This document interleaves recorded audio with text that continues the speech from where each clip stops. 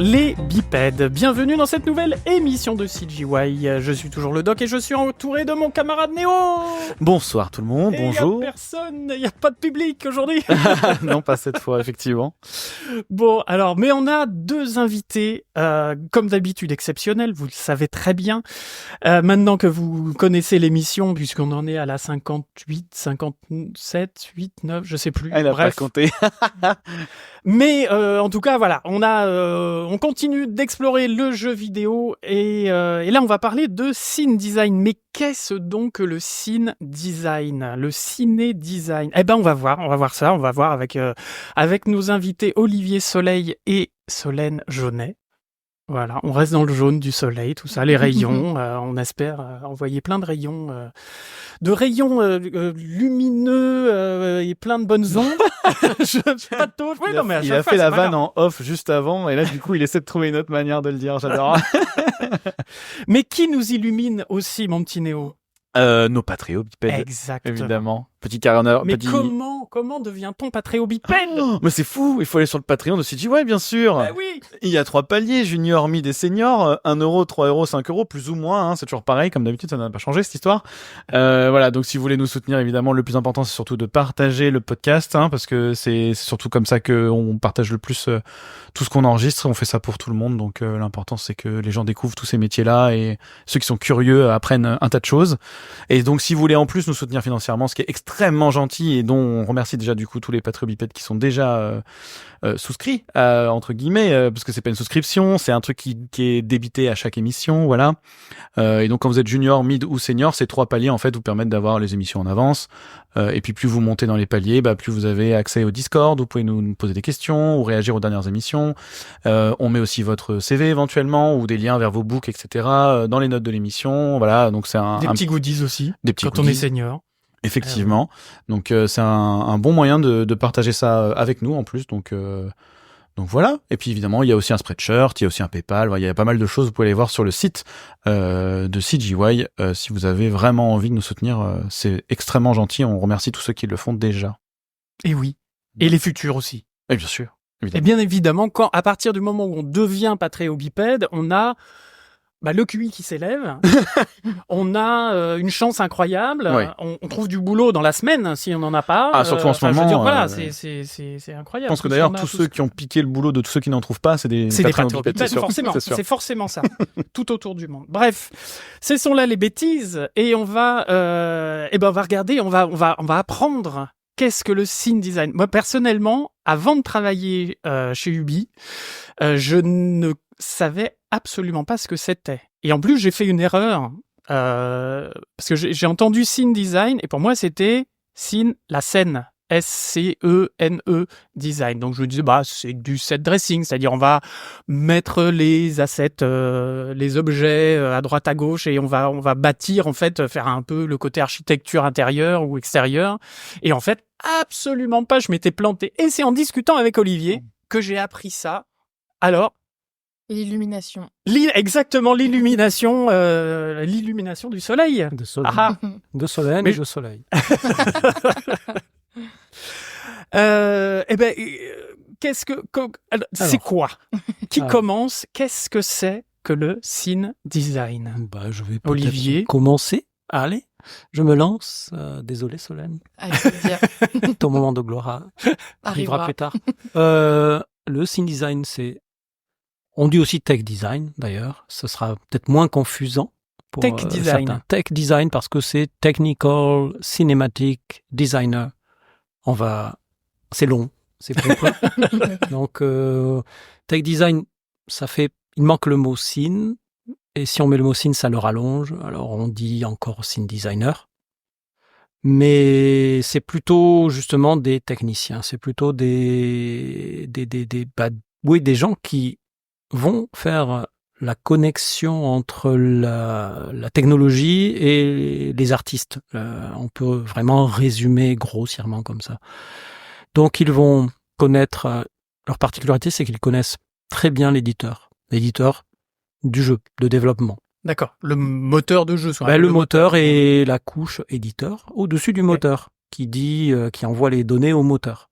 et qui structure les données et qui organise tout, c'est-à-dire les entités, leurs petits comportements, leurs IA, tous ces mini-programmes, les systèmes, tout ce qui est mis en place pour que le jeu soit un jeu.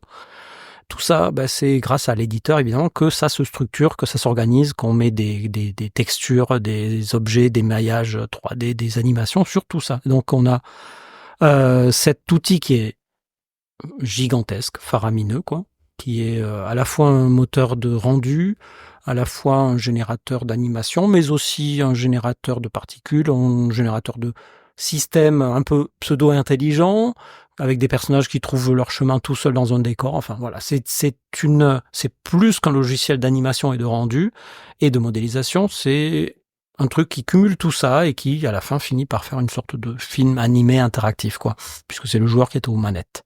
Et nous, donc, les scene designers, on est les experts de cet outil. Et donc, cet outil, il peut casser à bien des endroits, il est retors, hein, déjà c'est même quand il casse pas, il est pas facile à prendre en main. Donc nous on le maîtrise, les artistes comme ça peuvent se concentrer sur la partie artistique, qu'ils soient animateurs, qu'ils soient qu'ils fassent les lumières, la photo, qu'ils fassent les FX et tout ça, le son, ils se concentrent sur leur partie, c'est déjà pas facile. Et nous, on s'arrange pour que tout se passe bien pour eux. On facilite leur vie. On fait en sorte que les scènes, là pour le coup, les scènes, tu avais raison, les scènes cinématiques, les scènes qui sont les sortes de partitions sur lesquelles tout est organisé, comme un banc de montage vidéo, tous ces trucs-là, ça marche tout le temps, le plus longtemps possible, le mieux possible, et qu'il y ait le moins de choses qui cachent. Et que ce soit joli. Et qu'à la fin, bah oui, parce que après si c'est cassé, ce qu'ont fait les artistes, c'est pas si beau. Et ils sont un peu tristes. Il faut les consoler. Du coup, vous avez une partie avant et après, avant, pendant et après, quoi. Exactement. C'est tout le long. Vous êtes derrière les artistes pour les aider et des fois pour aussi nettoyer des saloperies qu'ils auraient laissé passer. Oh, t'es poli, dis donc. J'ai fait ça pendant longtemps en animation, donc je connais un petit peu, mais c'est un peu le même. Ça peut arriver aussi d'arriver après coup. Oui, surtout. En fait, finalement, je dirais que le avant-pendant, c'est la partie la plus prévisible de nos missions parce qu'on sait ce qu'on a à faire, on sait ce qui doit être fait avant et pendant. Et dans le après, on range tout ce qui est débugage. Et là, le débugage, les problèmes ne viennent même pas que d'action de la part de nos artistes. Ça peut venir de gens qui changent le moteur en lui-même, qui ajoutent des petites spécificités par-ci et par-là. Et en fait, quand ces spécificités sont implantées dans le moteur, ça prend pas forcément en compte les répercussions, ou en tout cas, c'est pas prévisible de savoir comment va réagir notre outil qui permet de lire nos séquences, entre guillemets. Et c'est toute cette partie-là qui fait que, pour le coup, je trouve que c'est cette partie-là, on est le plus sur le qui-vive, on va dire, à essayer de réparer ce qui va pas, d'améliorer ce qui va déjà bien d'ailleurs aussi. Ou revenir sur des trucs qui étaient bons il y a un moment, parce que un jeu vidéo c'est très long, donc j'imagine qu'un truc qui peut péter en cours de chemin, quoi. Oui, ou améliorer aussi. Oui. Je pense qu'au négatif tout le temps. Non, mais nos outils parfois s'améliorent au cours d'une production et du coup on peut améliorer des choses, ce qui implique parfois de les refaire, mais en tout cas dans le but d'une amélioration, donc c'est forcément positif. C'est pour du mieux. Alors attendez, parce que dans les différentes émissions qu'on a fait sur le jeu vidéo, on a vu les TD. On a vu, c'était la dernière émission, le QA. Vous vous situez où là-dedans? Entre ceux qui font des outils, les TD qui réparent aussi, et le QA qui s'occupe des bugs, vous êtes où? Dans la map? Je dirais qu'il y a les TD qui fabriquent nos quilles, par exemple, et nous, on est ceux qui vont jongler avec et aider nos artistes à décorer nos quilles, pour faire très grossier, mais c'est eux qui... Les artistes designent les quilles dans l'aspect visuel, on va dire. Les TD sont ceux qui vont les construire, et nous, on est ceux qui font le spectacle, qui font en sorte que on jongle un peu avec. C'est un peu imagé. Mais il faut bien voir qu'il y a aussi plusieurs rôles dans le design. Par exemple, moi, je suis plutôt directeur technique. dû à ma longue expérience. Et après, il y a ceux qui vont justement pratiquer, être plus les utilisateurs. Moi, je vais définir, trouver déjà quand quelque chose manque.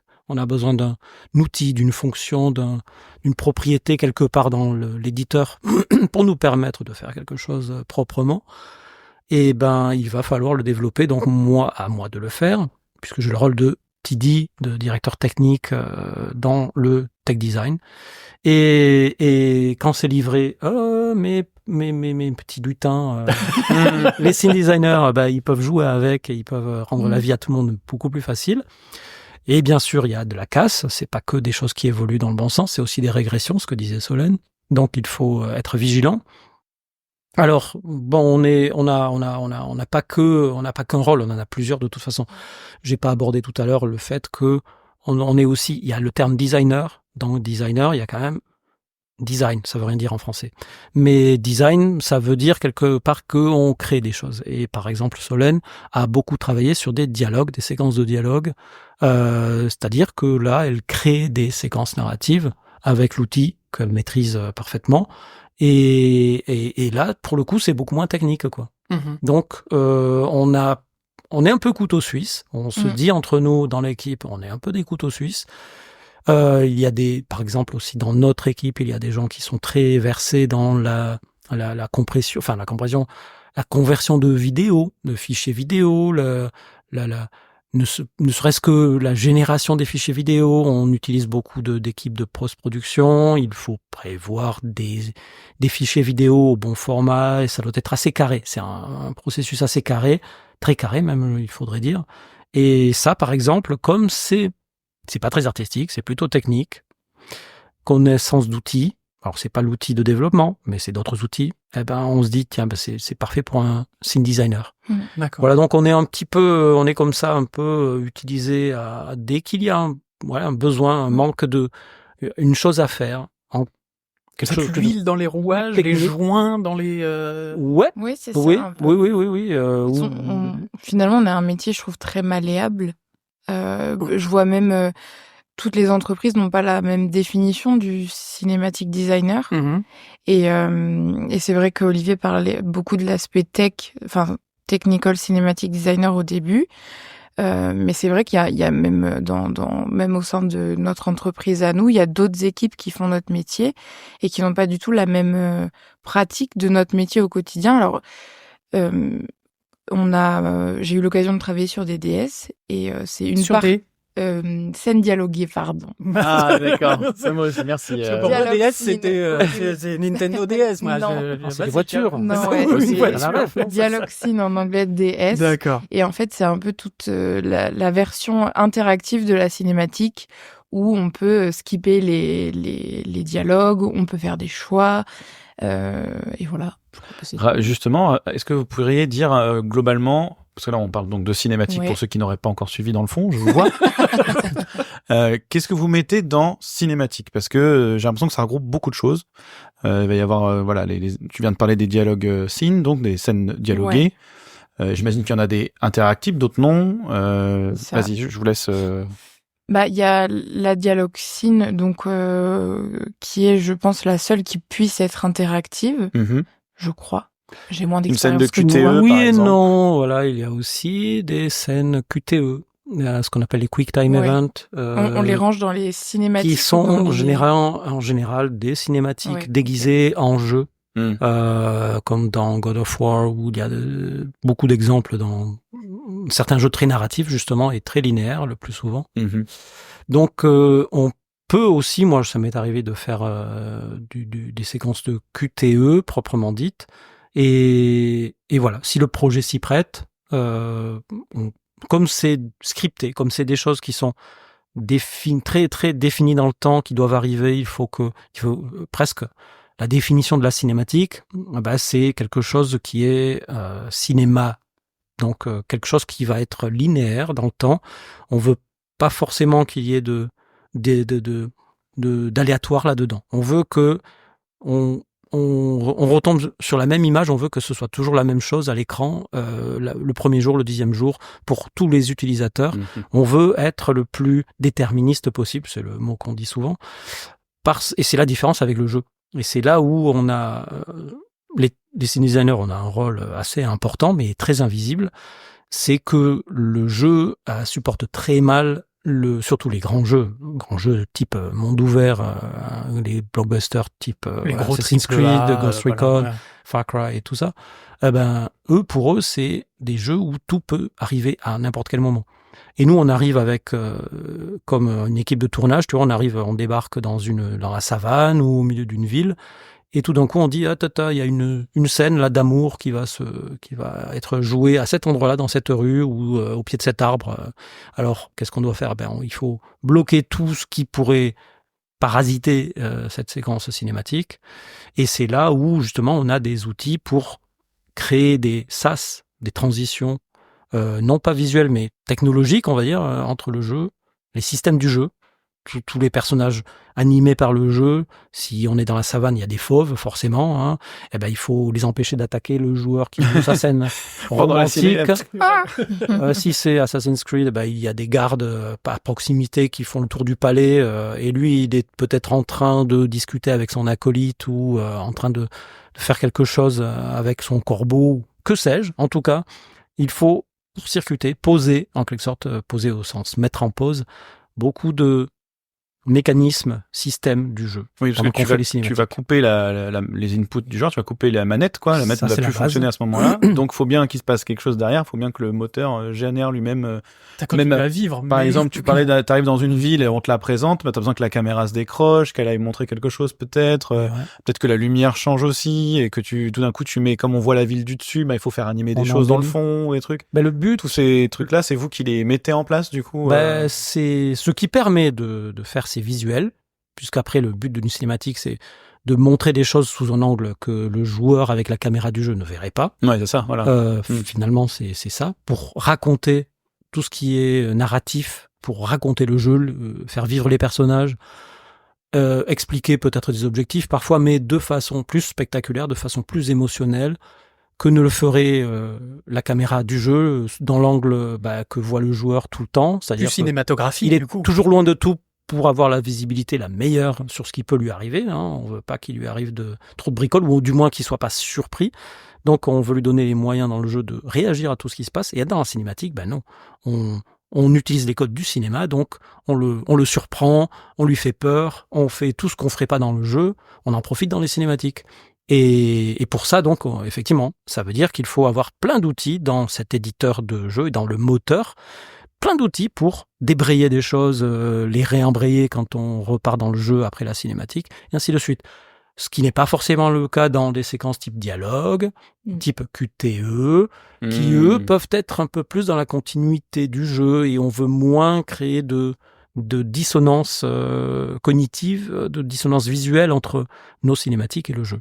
Parce que souvent aussi, il y a une passe en plus. Enfin, ça dépend des jeux, mais il y a des fois où vous utilisez purement le moteur tel quel. Des fois, il y a une passe en plus. Des fois, c'est carrément du précalculé même. Et c'est carrément une cinématique comme dans les Final Fantasy à l'époque où ça lançait une vidéo, là, pour le coup.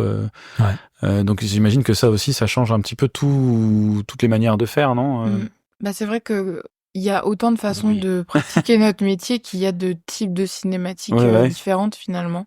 Ouais. Qui interviennent dans un jeu. C'est ça. Donc voilà, comme disait Olivier, les cinématiques précalculées en temps réel, etc. Et chaque cinématique nécessite du coup une pratique différente, des outils parfois même un peu différents. Et c'est très... Enfin, on pourrait passer des heures à expliquer ce qu'on fait, tellement il y a de choses différentes qui englobent ce qu'on fait finalement, mais je trouve souvent on raccorde finalement les fils entre le travail des TD, des artistes, etc. et le moteur, quoi. D'accord. Mais vous êtes là pour ça, donc ça tombe très bien que vous pourriez en parler pendant des heures. Et par exemple, un truc bête, après je te repasse la parole, le doc. Merci. Par exemple, les petites scénettes, tout à l'heure tu parlais par exemple de quand il y a une quête qui se lance, quelque chose comme ça, voilà, quand d'un coup, je sais pas, tu veux montrer un objectif particulier, on est moins dans du cinématographique pour le coup, mais c'est quand même dans vos mains ça aussi, j'imagine, c'est des choses, ou c'est des events qui sont créés par les game designers directement, ou est-ce qu'eux ont les outils suffisants? Il faut quand même que ça passe par vous parce que c'est une caméra différente de celle du gameplay, parce que machin? Je dirais que ça dépend la complexité de la chose. Faut vraiment qu'il y ait une grosse réal pour que ça vienne chez vous. Ils ont les mêmes outils que nous. Alors, si on parle, par exemple, de juste faire un plan d'exposition, par exemple, une caméra qui se décroche de la position où elle est à un moment et puis fait un petit mouvement vers le haut et montre quelque chose. On fait peut-être passer un vol d'oiseau, quelque chose. Là, on peut se débrouiller sans nous. On peut aussi être appelé à la rescousse, mais effectivement, peut-être, ça va être le travail d'un scene designer. Ok. Exactement. Le travail artistique, le travail créatif d'un scene designer, il peut très bien faire ça. Donc c'est lui qui va animer la caméra ou qui va déclencher? Voilà, on a l'outil pour le faire. On a les outils, souvent, on connaît les outils qui sont les missions du jeu, les quêtes du jeu, qui sont justement des endroits où on va intégrer nos parenthèses cinématiques au milieu du jeu, puisque le jeu est architecturé, structuré, articulé autour de ces quêtes qui sont des grands espèces de schémas, de diagrammes avec des opérateurs. C'est comme un programme, mais exposé sous la forme d'un diagramme. Et donc, qui va décomposer les actions à faire pour le joueur pour atteindre chaque objectif, chaque chapitre du jeu, et décomposer comme ça en petits opérateurs. Et nous, on est au milieu de ces opérateurs après que le joueur a fait quelque chose. On détecte sa présence à un endroit, on détecte qu'il a fait une action, qu'il a interagi avec quelque chose ou quelqu'un. Et là, tout d'un coup, on va faire une transition. On a un opérateur, plusieurs opérateurs pour gérer cette transition proprement, que ce soit avec un cut caméra, un fondu, un seamless, c'est-à-dire sans transition visible. Et tout ça, donc, on est parfaitement capable de créer dans notre banc de montage, notre éditeur de cinématique, on est capable de faire en sorte que la caméra, elle raccorde le mieux possible du jeu à une petite montée comme ça. On peut faire continuer à marcher l'avatar du joueur, par exemple, dans une certaine direction. Et voilà. Et on peut scripter ça. Là où toute l'équipe cinématique derrière va embarquer, c'est quand il y aura besoin d'animations spécifiques. Et pas forcément des animations qu'on récupère du jeu. Par exemple, faire marcher le joueur, comme je viens de le dire. Ça, on peut très bien reprendre l'animation du jeu et la faire cycler. Et là, il n'y a pas besoin de faire intervenir le reste de l'équipe. Mais voilà, nous, on peut très bien gérer ça. Et on nous le demande assez rarement, j'ai l'impression. Je pense que... Ouais, plutôt rarement, sauf sur un des projets sur lesquels on a travaillé cette année. Ça avait été prévu en amont que des scene designers puissent monter eux-mêmes des séquences. Donc, au préalable, avait été établie une banque d'animation. Donc, D'accord. avec des animations dites un peu basiques ou des mouvements qui avaient été réfléchis pour se dire, ça, on risque de s'en servir dans telle et telle situation. Les fameuses idols. Exactement. Voilà. Quand les personnages restent idle, c'est quand les personnages restent debout dans une position un peu inactive sans être non plus des mannequins de cire, quoi. Ouais. Ouais. Après, il y a différents types d'intensité d'idle, de pose, etc. On peut avoir des choses un peu moins classiques, si je puis dire. Et en fait, par exemple, ici, la banque avait été pensée pour qu'on puisse mettre en base une idle et venir... on va dire personnaliser nos séquences avec des breakers, avec des petits gestes pour donner un peu plus vie et un peu plus de personnalité aussi un peu moins personnage. Boucle, c'est ça, pour que ça ait l'air vivant finalement. Et c'est dans ce genre de mission-là qu'un scene designer peut être amené à monter une séquence tout seul, quoi, sans avoir à demander à l'animation de passer en amont forcément puisqu'ils ont fait la banque, mais et ça c'est le réalisateur qui à un moment donné va dire ok ça suffit, ou est-ce qu'il y a besoin d'une phase d'anime, c'est un peu le même de l'expérience que j'ai eue, c'est un peu le même pipe que pour l'équipe animation, c'est-à-dire qu'il y a une sorte de briefing au début, voilà ce qu'on aimerait, parfois même le réalisateur a en tête tel idle à tel moment, agrémenté de tels gestes, etc. Le cinématique designer va faire sa première passe, essayer de tout raccorder ensemble, parce que parfois, à cause de l'armure, à cause de l'épée qui est dans telle position, les transitions entre les animations se font pas si fluidement que ça. Et Donc du ça coup, on est passe dans obligé. la main passe dans l'épée C'est ou des ça, et conneries du comme coup, ça. on est obligé de jouer un peu à la mano avec les courbes d'animation, quoi. Et donc, une fois cette première passe faite, on fait review par le réalisateur, il fait ses commentaires, et puis ça rebondit jusqu'à ce qu'on obtienne satisfaction des deux côtés. Donc Et parce voilà. que c'est vrai qu'il y a une énorme quantité. Du coup, je n'ai toujours pas donné la parole. Non, mais c'est pas grave, vas-y, c'est pas grave, j'apprendrai à un moment, C'est je vrai qu'il y baïonnerai. a, c'est vrai qu'il y a enfin, les cinématiques, c'est énorme dans un jeu vidéo. Mm. C'est une quantité je parlais tout à l'heure en off de l'animation au cinéma où souvent on parle de coups à la minute ou de choses comme ça, mais un film, ça va être 1h30, allez, 2h si on tire un peu la corde. Là, dans le jeu vidéo, ça peut être beaucoup plus, puis surtout que c'est souvent avec énormément de caractères en même temps, avec des décors assez fous et tout. Où en venais-je avec ma question? Tu vois, t'aurais dû me laisser la parole. Oui, tu vois. Ouais. Et que Transition. et oui, et du coup voilà, et du coup dans ce lot de cinématiques, j'imagine que vous faites le tri aussi entre celles qui valent vraiment le coup de donner à de l'anime pour en faire une très spécifique, et celles qui franchement avec deux trois trucs de banque de mocap ou de trucs qu'on a déjà fait, vas-y on bricole et ça passera parce que la quantité est juste trop énorme en fait. Ça demanderait 5 ans, 6 ans de taf non-stop sur le même projet pour arriver au bout. Oui, mais là, ce n'est pas nous qui... Ouais, voilà.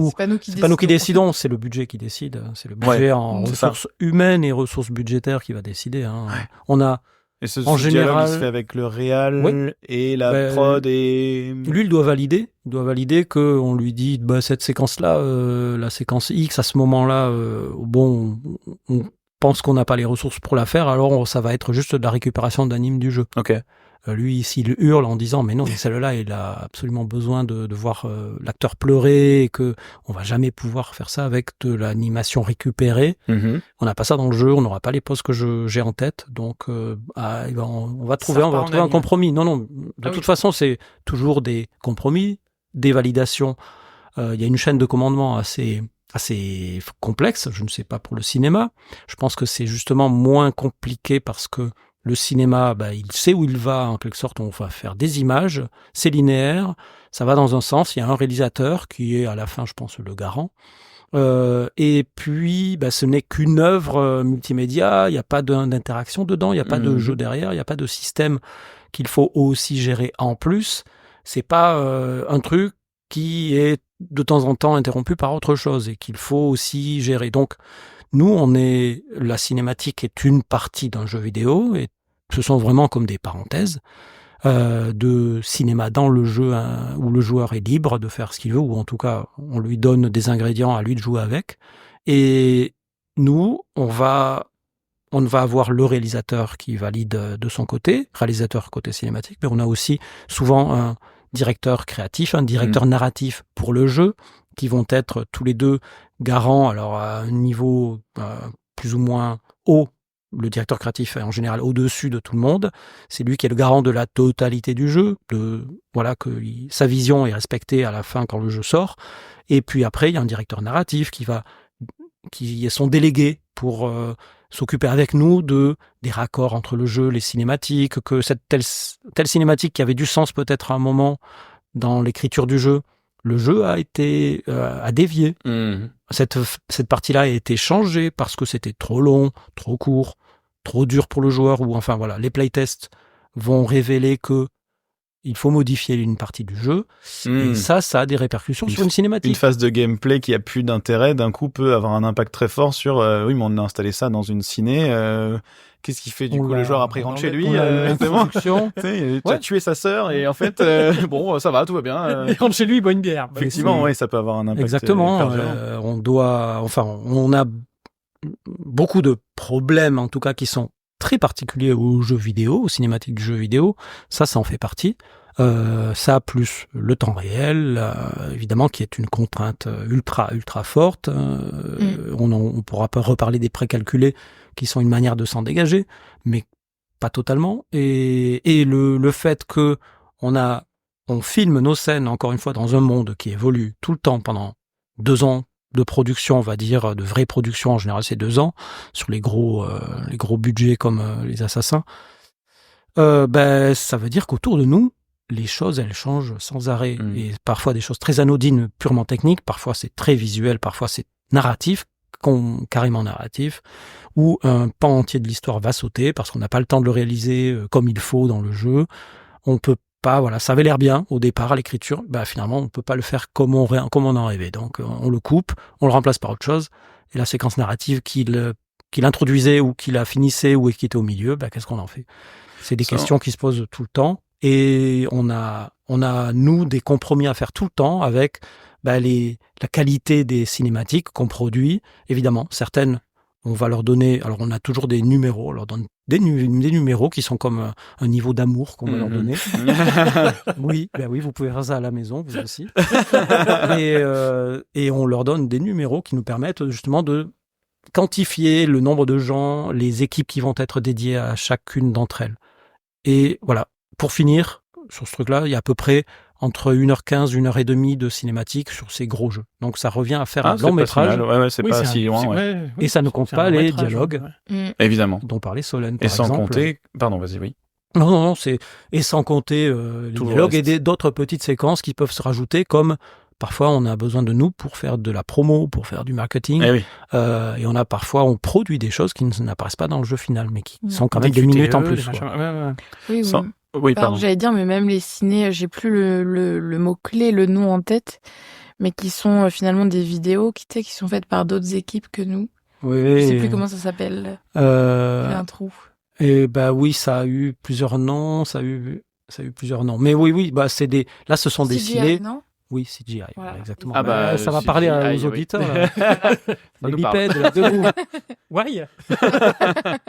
Mais ouais, parfois on n'a pas toutes les cinématiques chez nous. Ça peut arriver qu'elles soient faites pour d'autres raisons, par d'autres équipes, etc. On peut penser par exemple à des cinématiques comme dans Diablo, ou des trucs comme ça où c'est dessiné, où c'est pas forcément animé avec des modèles 3D, etc. Mais d'un coup, t'as besoin d'un truc avec du motion design, avec... exactement. Ça peut être fait par des entreprises externes, ça peut être fait par d'autres équipes dans d'autres studios, etc. Enfin, c'est... J'allais dire la différence. C'était le cas, par exemple. Mais c'est souvent parce que ils vont être face, ils ont leur scénario, ils ont une scène qui est, par exemple, l'explosion d'un croiseur interstellaire de l'Empire, un truc comme ça. Et ça va demander des ressources tellement énormes pour le jeu, parce que notre particularité, c'est qu'on travaille avec les matériaux du jeu, le moteur du jeu, tout ce qui est fait même du jeu, tout ce qui est produit pour le jeu. Donc nous, on peut piocher là-dedans et s'en servir.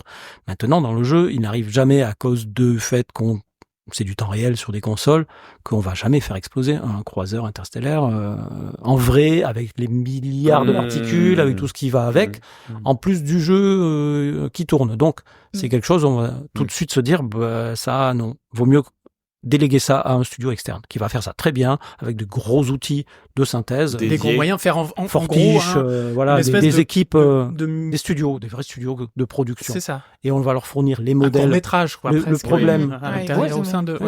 Et on va leur fournir le maximum d'informations.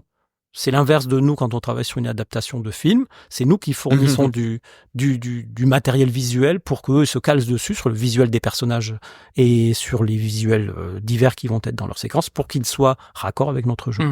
Qui montent en qualité, en résolution de texture, modélisation.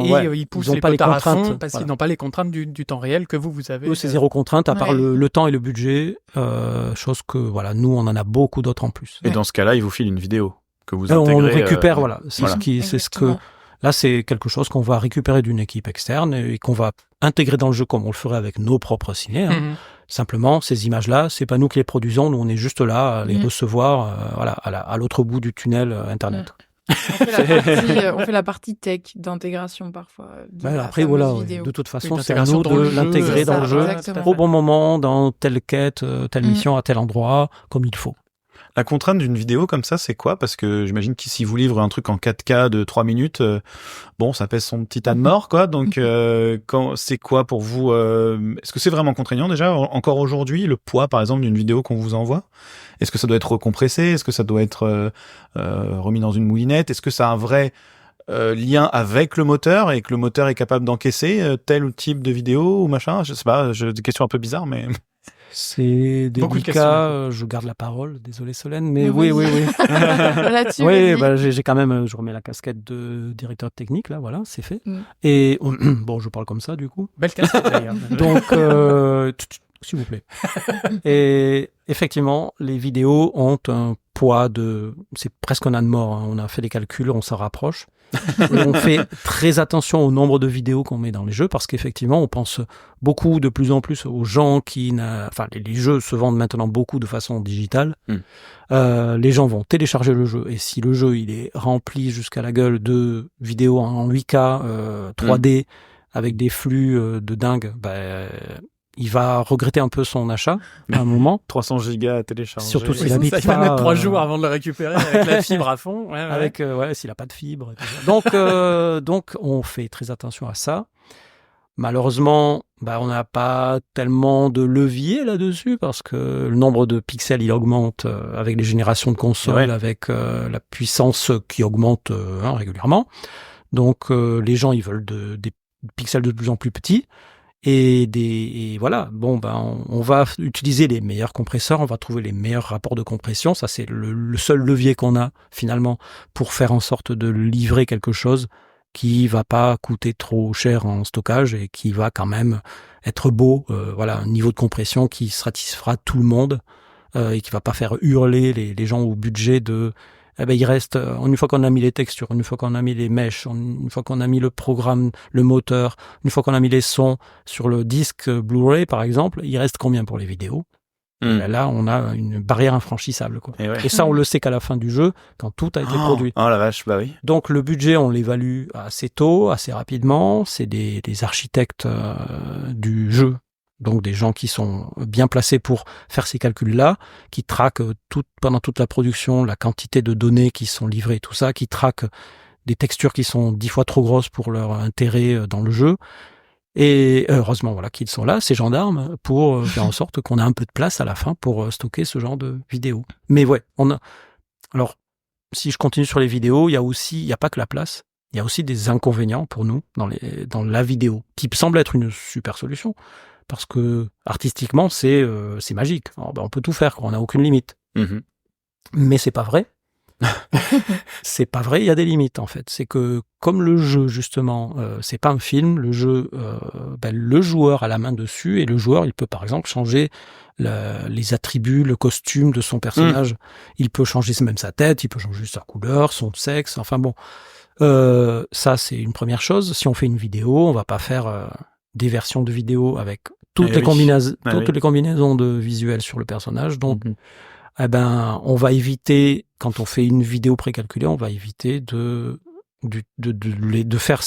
choisir cette solution pour des scènes où l'avatar du joueur est acteur. Et encore d'autres raisons. Parce que dans le jeu, il peut y avoir un cycle de jour, de nuit. Enfin, le joueur peut peut-être arriver à un endroit, déclencher une séquence la nuit, le jour, le matin, au crépuscule, n'importe quand, il pleut, il y a du vent, quel que soit le temps, quelle que soit l'heure. Et la séquence vidéo, elle a forcément une heure et un climat, une météo qui est fixée. Bien sûr. Dans le marbre, sur des pixels, ça bougera jamais. Donc, là aussi, c'est, si on a affaire à des séquences, où on ne sait pas exactement quel va être le contexte, on préférera le temps réel. Oui, en général, c'est assez radical, du coup. Parce qu'à partir du moment où tu as de la personnalisation, on oublie l'idée, quoi. C'est pas... Ouais. Oui. C'est un peu ce que nous disait Aurélia à la dernière émission sur le QA, où c'était aussi une partie de son boulot de tester ces trucs-là et de dire non, c'est pas possible parce que il est censé il est censé avoir un chapeau napoléonien et puis dans la vidéo, il l'a pas du tout. Donc, et si c'est raccord, c'est foutu. C'est bien dommage. C'est bien dommage, j'aurais bien beau voulu chapeau voir comme ça. Han Solo avec un chapeau napoléonien. Une dernière chose sur les retakes, parce que mais je voulais la m'emmerdes, placer tout à l'heure. Mais je vais pas arriver à les placer. Après, on va être hors sujet après. On va être hors sujet. Et je pense que la grosse différence aussi avec l'animation, quand il y a une modif, on parle de la décision là de faire ça comme ci ou comme ça. La différence, c'est qu'aussi, notamment sur les assassins ou les jeux de ce genre qui sont full motion capture, en tout cas en grande partie, forcément ça demande aussi d'aller retourner, re-shooter des trucs, pour peu qu'il y ait un acteur, etc., faut qu'il soit dispo, machin, bidule, dans les délais c'est peut-être pas forcément faisable, alors qu'en anime, À la grande limite, si c'est vraiment fait à l'arrache, tu peux dire, ah, vas-y, on file ça à l'anime, ils vont nous faire un truc. Ils prennent leurs acteurs et puis ils les bougent. Quand c'est du keyframe, tu peux tout faire from scratch, sans board. C'est pas propre. Sans layout, c'est encore moins propre. C'est encore moins Je regarde le doc quand je dis ça. mais j'imagine que vous, ça a cet impact en plus, c'est dire, bah ouais, comme il faut aller refaire de la motion capture, il faut retourner, il faut réécrire, il faut aller retourner des choses en studio si vous avez pas le matériau pour. Puis après, il faut ramener ça, etc. Enfin, c'est beaucoup plus lourd, je pense. Même pour un plan ou pour une scène ou une séquence, c'est beaucoup plus lourd en CG. Ah oui, c'est le mot, c'est lourd. Ouais, c'est lourd, c'est du cinéma en fait. C'est les contraintes de production du cinéma avec de l'humain dedans. Avec, on peut pas faire ça n'importe où. Il y a des équipes qui maîtrisent la motion capture. Alors on a des studios à Montréal qui font ça très bien, ou du moins on a l'habitude de travailler avec eux. Donc on compte sur eux et on a des canaux privilégiés. On peut obtenir des jours de tournage assez facilement. On n'est pas en basse priorité dans un carnet de commandes bien rempli. Là, non, on a des priorités très fortes. Par contre, les acteurs, eux, il nous arrive d'avoir des impossibilités. Oui, une fois qu'ils ont réservé quelques jours pour nous, après ils ont d'autres tournages. Si on a besoin de faire retourner, il va falloir attendre probablement 1 mois, 2 mois, une énorme latence pour avoir un prochain rendez-vous. J'ai l'impression que c'est quelque chose qui arrive rarement quand même. Parce qu'on repartir en motion capture. Oui, parce que c'est bien pensé. C'est il y a tellement de niveaux de validation, je pense, avant. C'est la dernière option, quoi. Quand si on doit le faire, c'est que vraiment on a épuisé tous les autres recours et qu'on est face à quelque chose, un nœud gordien, il va falloir, il n'y a pas le choix, on doit retourner. Il peut arriver qu'on tourne avec un acteur. Juste disons on va prendre juste son corps, on peut ensuite faire enregistrer la voix à l'acteur original par exemple, puisque de toute façon c'est pas lui qu'on voit dans le jeu, ces animations vont être plaquées sur le personnage du jeu, l'avatar du jeu.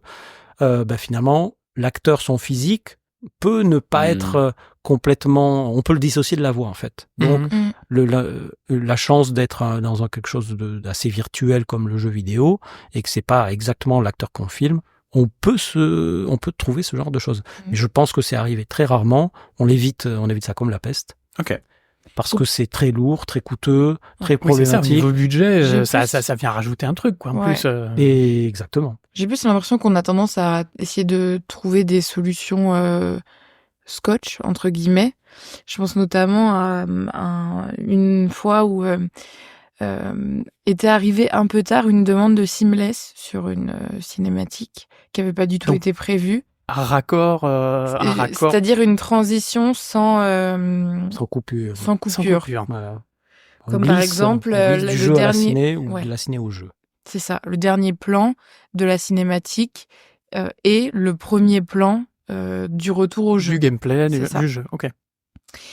Et donc, ça n'avait pas été prévu. Et donc, tout de suite, la réaction, ça a été de se dire, non, on peut pas retourner en mocap. En mocap. On va pas pouvoir le faire. Et c'est là qu'intervient, je trouve, assez bien le cinematic designer. C'est un peu sa mission de se dire... où est-ce qu'on peut aller chercher dans tout ce qu'on a déjà produit une animation où on pourrait utiliser un tout petit bout qui fonctionnerait pour faire cette fameuse seamless. Parce que là, le problème était que il fallait qu'on fasse sortir un personnage du plan, mais on n'avait pas d'animation pour le faire sortir du plan. Donc il a fallu, et c'est un collègue qui... avait très bien les cinématiques du jeu en tête, qui s'est dit mais je pense que dans celle-là on utilise à un moment donné une sorte de marche en virage, enfin en virgule, qui pourrait être utilisée. Et après plusieurs tests, donc ça demande un peu de temps, un peu de jonglage avec les keyframes pour que ce soit bien fluide, bien raccord, mais donc avec tout ça on réussit quand même parfois à faire ce qu'on pensait impossible. Et là, du coup, vous avez une médaille ou non. Votre salaire est augmenté parce que vous avez permis d'éviter du budget ce serait bien, mais non. On a tellement de médailles, on est tellement payés. On ne sait plus où les mettre, les médailles. Avec tout ce poids sur les épaules. Déjà, quand vous êtes arrivé, que vous avez posé votre armure de médailles, c'était impressionnant. Alors, je vais enfin... Bon, je peux la poser ma Tu question? peux y aller, tu peux Ah. y aller. Non, je vais revenir à un truc un peu plus terre à terre, mais alors ça a l'air fabuleux votre boulot. Ça me plaît beaucoup, mais comment on devient scene designer? Parce que j'ai entendu jamais parler de ça. C'est comme pour le QA, c'est où est-ce qu'on apprend ça? Ça a l'air d'être extrêmement spécifique en plus au moteur et à l'éditeur utilisé Type et de jeu. de mémoire, Ubisoft utilise des moteurs maison. Mm. Donc, Exactement. c'est pas du Unreal ou du Unity, ou sauf pour certains projets. Mais du coup, comment est-ce qu'on apprend tout ça? Alors, je me tourne peut-être plus vers Solène, parce qu'on reviendra sur le parcours d'Olivier dans le CG Beers.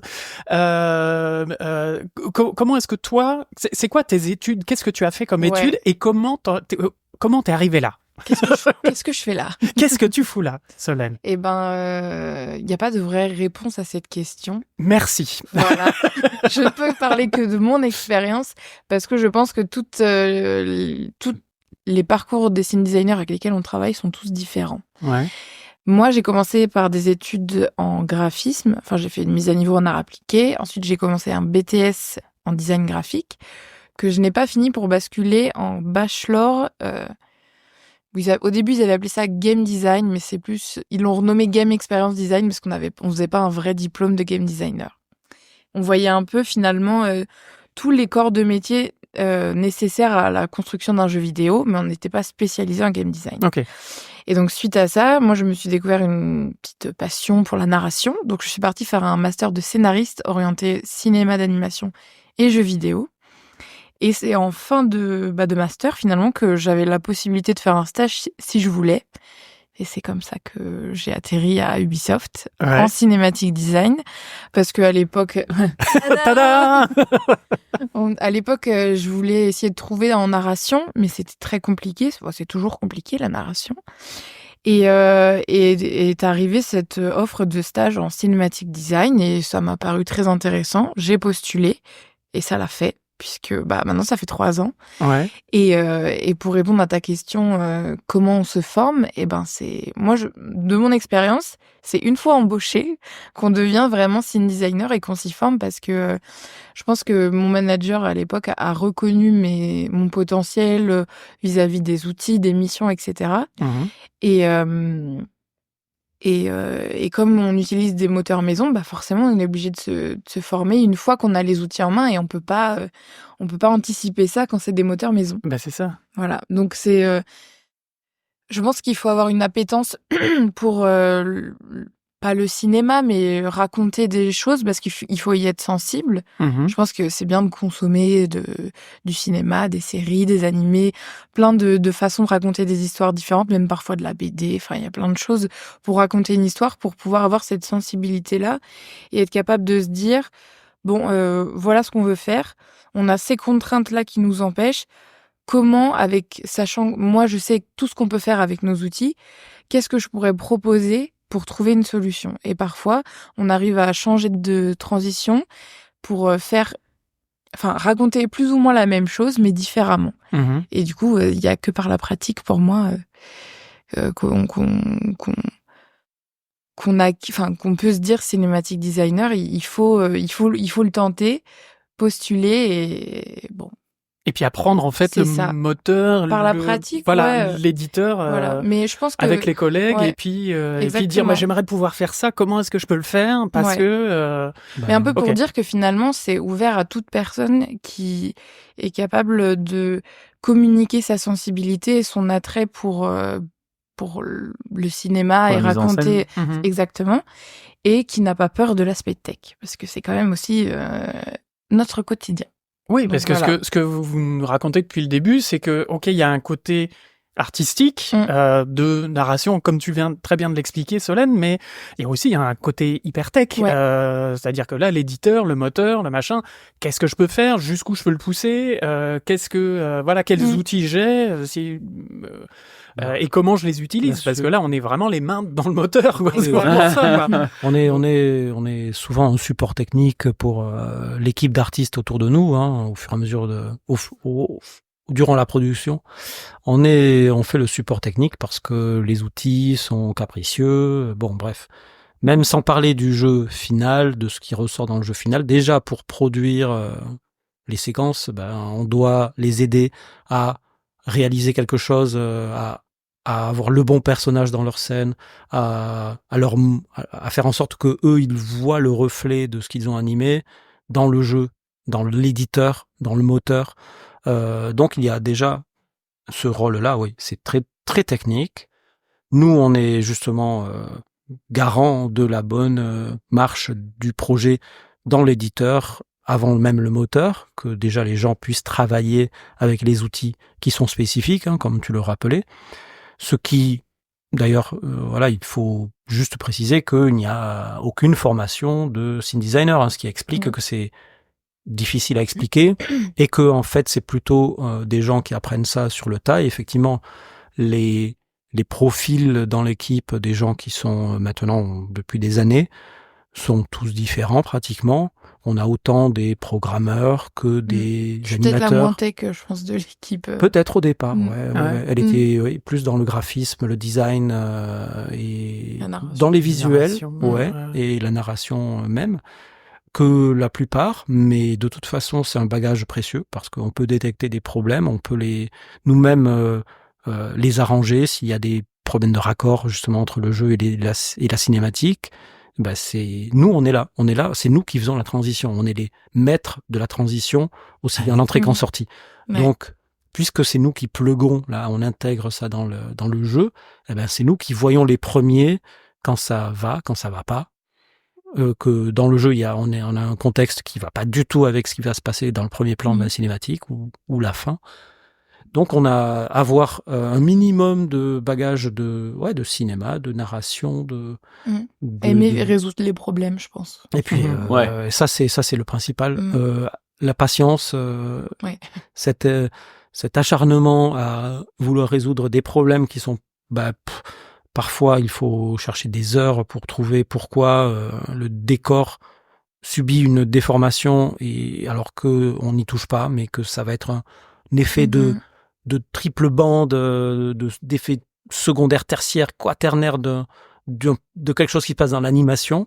Et ça, pour le trouver, il faut investiguer, on a des outils de debug et tout, mais bon, c'est pas le commun des mortels qui va avoir du plaisir, je parle peut-être même pas de plaisir, mais en tout cas, va prendre le temps pour trouver la cause d'un problème. Bien sûr. Et malheureusement, c'est ça. Aussi. Et l'anticiper, c'est encore mieux. Et là, le DT comme moi, effectivement, on va essayer d'anticiper le plus possible ces cas-là, en faisant en sorte que on a déjà des outils dès le début qui vont nous permettre de répondre à tous les problèmes qu'on va rencontrer. Mais il y a toujours des impondérables. Et c'est là où le QA, le QC intervient. Rappelons-le, oui. C'est un peu nos meilleurs voisins, quoi. On est deux mèches, on est cul et chemise, on est... QA et chemise. Et... Pas mal. Ça veut dire que c'est un travail de groupe et de coopération, parce qu'il y en a qui sont effectivement plus tech dev, d'autres qui sont plus narratifs, d'autres qui sont plus animateurs, d'autres qui sont plus dans les caméras, donc peu importe. Et du coup, c'est dis donc, j'ai un truc comme ça, comment je peux le résoudre? Du coup, vous communiquez beaucoup entre vous, ou c'est vraiment un travail relativement solitaire? Je pense que on est une des équipes qui communique le plus entre elles quand on est plusieurs sur un même projet en tout cas, parce que un bug peut venir de n'importe où en fait, et parfois chaque bug est très singulier, c'est pas toujours des bugs récurrents qu'on peut anticiper, donc en fait l'expérience de chacun est hyper intéressante et hyper importante quand elle est partagée, parce que demain, j'ai un bug, je peux mettre 3 heures à le résoudre ou 1h30 si je demande à mes collègues s'ils ont déjà vu quelque chose comme ça. Et parfois, ils n'ont pas exactement vécu ce problème, mais ils en ont vécu un autre qui leur a fait penser à tel outil. Regarde si c'est pas tel truc qui merde. Regarde si on s'entraide énormément. Il y a quelques-uns qui sont un peu spécialisés justement. Il avait l'air de sous-entendre ça, Romain. Le doc juste avant, c'est certains qui sont peut-être un peu plus, on va dire, les mains dans l'anime, d'autres un peu plus les mains dans le rendu. Et donc, il y a certains types de bugs, vous avez plutôt les donner à quelqu'un d'autre. Je pense l'expérience et les années qui se dessinent, en fait. Ok, Plus, il y en a qui vont être très fort avec tout l'aspect nodal, par exemple, de nos moteurs. Il y en a qui se sont spécialisés dans la comp. Ok, c'est marrant. Il y a Voilà, quand même il y en a qui apprécient beaucoup de travailler avec les réals, de par les caméras, de par les transitions, etc. Enfin, c'est... Oui. En général, on va dire les affinités de chacun, elles ressortent. Ouais. On rentrait tous Naturellement. avec les mêmes choses à faire, à produire au départ, parce que il faut dérouler. Solène, elle arrive vite, on a un projet à faire et elle apprend comme tout le monde. On a tous la même base d'apprentissage en quelque sorte, parce que les projets se ressemblent. Mais au fur et à mesure des productions, on peut voir où les gens peuvent s'exprimer sur leur envie peut-être de s'orienter vers un aspect plus qu'un autre et ne pas se fermer une porte, au contraire l'ouvrir un peu plus. Ouais. Donc, Où est-ce oui. que l'intuition est la plus aiguisée finalement? Vous êtes assigné à un seul projet ou est-ce que, justement, parce que vous êtes le spécialiste du rendu et qu'il y a un bug de rendu sur tel projet, on peut vous basculer comme ça ou c'est pas aussi simple Je dirais que sauf les personnes de nos équipes qui ont des rôles plus lead ou plus managérial, etc., on est la plupart du temps sur un projet à la fois. Ouais. Après, on peut basculer très rapidement parce que on nous demande un nouveau projet qui rentre, on a un besoin. Et on pensait finir notre projet sur les 3 prochains mois. Finalement, non. Ouais, là, part après, c'est des sur un gestions de autre. studio, là, ouais. Et après, pour ceux qui ont plus d'expérience et qui ont des rôles plus importants, comme toi, par exemple, Olivier, Moi vous êtes... Oui, on peut le dire. On l'a pas dit au début, c'est vrai, on n'a pas exposé vos expériences, mais C'est vrai. Olivier a un peu plus d'expérience que Solène. Beaucoup. C'est un euphémisme, Je crois évidemment. que c'est x10, mais... Presque. Et non, oui, comme toi, par exemple, qui est sur plusieurs projets à la fois et qui est obligé de diviser un peu ta semaine. C'est sûr, oui, c'est sûr. Alors, en ce moment, je suis sur 2, voire 2,2 projets, on va dire. Mais oui, ça va graduellement se resserrer sur un seul projet, parce que c'est quand même beaucoup de choses à suivre, tout simplement parce que les 2 autres projets, il y en a un qui va se terminer, il se termine pratiquement en ce moment, et puis l'autre, ça va être en filigrane. Donc, c'est assez rare d'être vraiment sollicité 50-50 sur 2 projets à la fois. En général, en plus, les projets ont des outils, des éditeurs différents. Même à Ubi, on a plusieurs éditeurs, on n'en a pas qu'un. Donc, il faut les connaître, puisque nous, notre force, c'est connaître l'éditeur, mais être très pointu dans un éditeur, ça prend un temps énorme, et être aussi pointeux sur 2 éditeurs, c'est très délicat. D'autant plus qu'il y a des problèmes de machine. Sur une machine, avec la quantité des données pour tel ou tel jeu, on aura du mal à faire rentrer 2 projets sur une seule machine. Donc on utilise 2 machines, c'est des ressources en plus. On préfère éviter d'avoir un cinématique designer qui travaille sur 2 projets. Mais du coup, est-ce qu'il y en a qui sont spécialisés sur un éditeur un moteur éditeur et d'autres sur les 2 ou sur l'autre ou... L'expérience fait que on a passé plus de temps sur un projet que sur un autre. Donc on peut dire à un moment dans sa carrière, moi je connais plus celui-là que l'autre, mais on peut basculer, comme disait Solène, on peut basculer, pas du jour au lendemain, on est prévenu des semaines à l'avance, des mois à l'avance, c'est planifié, justement on fonctionne, on l'a pas abordé, mais on fonctionne vraiment comme une société de livraison de cinématiques clé en main, société de service presque. On a plusieurs projets qui frappent à notre porte, qui nous demandent il nous faut 1 heure de cinématique. D'accord, ok. Alors en ce moment on a celui-là, on vous met juste après, donc on jongle avec le calendrier. Enfin, nos producteurs associés, tous nos gestionnaires, ils vont faire en sorte que tout ça s'agence bien dans l'agenda. Modulo les retards, modulo les problèmes, les incidents qui pourraient retarder ou avancer des choses, le marketing qui appelle à l'aide, c'est des choses qui arrivent. Donc heureusement que c'est planifié, parce que il vaut mieux éviter d'être sur 2 projets à la fois. C'est pas que des technologies, c'est pas que des choses des objets à connaître. L'anime idol, comment elle s'appelle déjà dans ce projet, comment elle s'appelle dans l'autre projet. C'est énormément de choses à se farcir de quoi se remplir la tête x3, x4. Ouais. Donc, Solène a l'air ouais. totalement. Ouais. Non, mais j'étais en yeux dans train le de, vide. j'étais en train de me dire, au mieux on connaît son projet, au plus on est efficace, en fait. D'accord. Oui, parce Bah que oui. là aussi, on est dans le cadre d'Ubisoft, ce qui est énormissime, avec une soixantaine de boîtes dans le monde, c'est ça, je dis pas de bêtises? de studio. De studios? Ouais. Bon, peut-être pas Pas 60 le compte. jeux en même Il y en a temps, beaucoup. mais il y en a beaucoup. Pas le compte, mais c'est 19 000 personnes Voilà. dans le monde. Il y a je crois, beaucoup ça de doit être projets ça, à la quoi. fois, donc d'où le fait que effectivement vous puissiez être amené à faire plusieurs projets. En général, dans un studio, tu es sur un projet, voire deux, Ouais. mais ça s'arrête là. Bah ouais. Là, il y a effectivement une situation un peu particulière qui fait que vous pouvez avoir ce département cinématique dédié à, enfin c'est même plus un département, c'est une boîte dans la boîte presque maintenant, qui permet d'avoir justement ses commandes, etc. Et donc de pouvoir être sur plusieurs projets, de pouvoir En tout cas, d'avoir une rotation aussi qui est Ouais. plus rapide. Oui, Je aussi. pense des équipes dédiées à un projet. Oui, et puis c'est c'est- voilà, parce qu'en plus tu as aussi besoin d'un temps, sinon tu pourrais te retrouver sans boulot pendant 2-3 ans le temps qu'un nouveau projet arrive, et là au moins ça tourne en permanence et vous Mhm. avez Tout à fait. Comme C'est ça, ce qui un arrive flow. effectivement quand on a un fonctionnement. On fait un projet jusqu'au bout, on le commence dès la pré-production. Enfin, les projets, c'est minimum 3 ans. Les gros projets, et même les projets moyens, c'est minimum 2-3 ans. Donc, nous, en général, on fait 1 an sur un jeu. Donc, en 1 an, on a sorti un jeu, quand d'autres, on en sorti un tous les 3 ans. Mhm. Et on a notre nom au générique, parfois, voilà, de 2 jeux dans une année, oui, parce oui. que ça va sortir en quinconce. Et donc, on a cette chance de pouvoir toucher. Et il y a, voilà, je voulais dire tout à l'heure, je voulais finir, qu'il y a aussi des équipes différentes. Chaque projet a un studio qui pilote le projet, qui est le principal donneur d'ordre, là, avec le directeur créatif. Et ben, malgré tout, le facteur humain aussi est un truc à prendre en compte. C'est que c'est des projets à 1500, on doit approcher les 2000 personnes dans les derniers mois de production Oh la de ces gros blockbusters. Donc nous, on est sans cesse, nous, en tout cas, surtout nous, les cinematic designers, Ouais. on a beaucoup d'interlocuteurs du côté jeu, parce que comme on intègre nos cinématiques à nous, notre production, on l'intègre dans un monde qui est celui du jeu, qui n'est pas le nôtre. C'est pas nous qui le faisons, le jeu.